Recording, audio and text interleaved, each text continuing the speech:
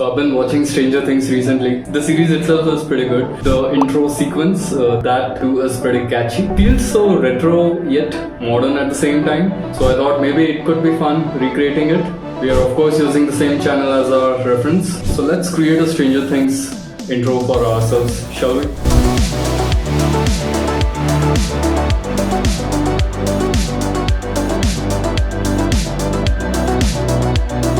Let's go ahead and get rid of the default elements, and now let's go ahead and add text. For that, Shift A, and you have the option to add text here. Text. Now to edit this text, we actually need to go to the edit mode. First I'm going to the top view and then edit mode by clicking tab, and here you can edit the text. So I wish to use this render output for one of my another video, that would be my raw thoughts on Stranger Things volume 1 and 2. I intend to use the same sequence render output for that video as an intro sequence. So Vic Talks is basically the name of playlist for that video.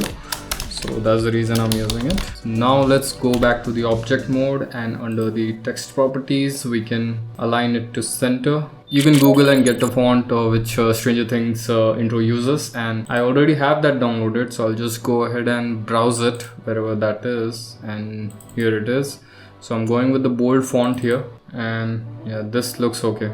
So now we need to get the outline for this text. This is actually pretty easy in After Effects, but here it's a little more complicated, but that's the challenge we are taking today. We just need to select the text here, and let's go to the geometry offset. Let's change the value to 0.01, and let's rename this as text1.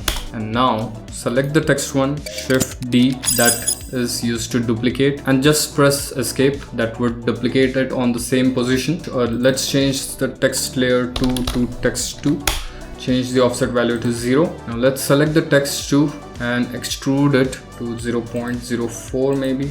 So that's how it looks. It gives this 3D feel to it. And now let's select the text1 and extrude it 0.02. So now the idea is to basically use this text, the center text, to create a cut in the outer text. Okay, so that is what we are going to do. Let's just go back to the top view. Let's select B. We'll select here so that both of the elements are selected, the text1 and text2. And now let's go to edit. We are going to search for menu search and convert to mesh. So this makes the topology a little more uniform so that it's easy for so it gives a good sharp cut. Let's go ahead and select text2 and apply a modifier onto it. The modifier would be remesh, and here under this thing we can go with smooth or sharp. So I'm going with sharp. Make sure that the remove disconnected is unchecked. Octree depth, that needs to be 9.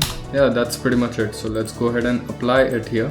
Now let's go ahead and select text1 and then apply a modifier, that would be boolean modifier, and here difference, and under the object we need to select the text2. Now we can hide text2 and see we've gotten this outline here, and we can just go ahead and apply the boolean modifier here, and we can delete the text2 since we don't need it now. So we have the text outline here. All we have to do is work on the shading now. So coming to the shading part, here it is. Go to the top view here, and this is how it looks. Now select the text element here, create new. We don't need the principal BSTF, so we'll go ahead and delete that. And it's simple. We can just add one emission shader to it. It goes to the surface, and we can change the color to something more red. Let's go to the render properties. Make sure that ambient occlusion, bloom, the screen space reflections, and motion blur, they're all turned on. Let's go to the render view, and let's change the background to black. So this is what we have right now. We can increase the strength to see this effect coming up. I think this looks pretty good, but if you observe the original logo,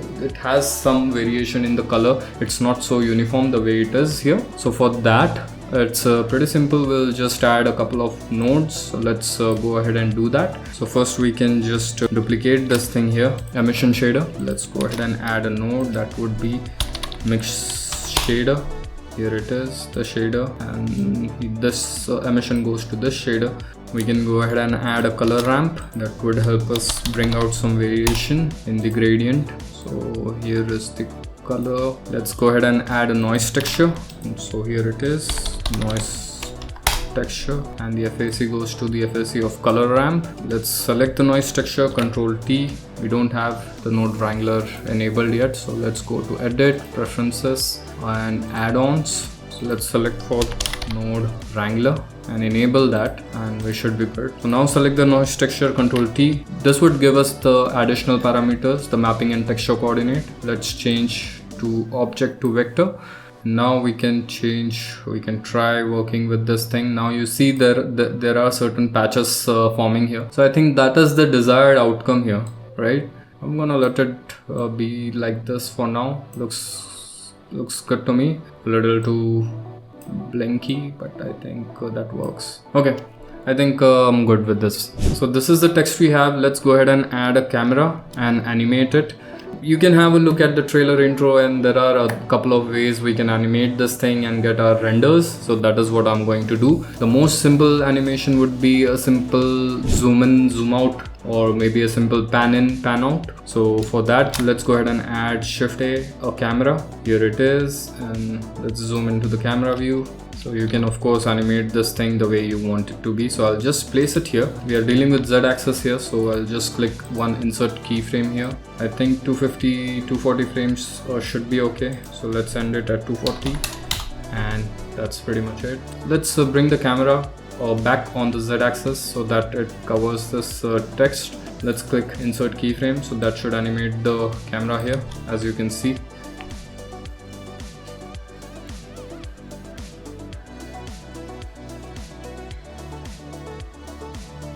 Let's go ahead and render this, and let's see how those renders turned out to be. Okay.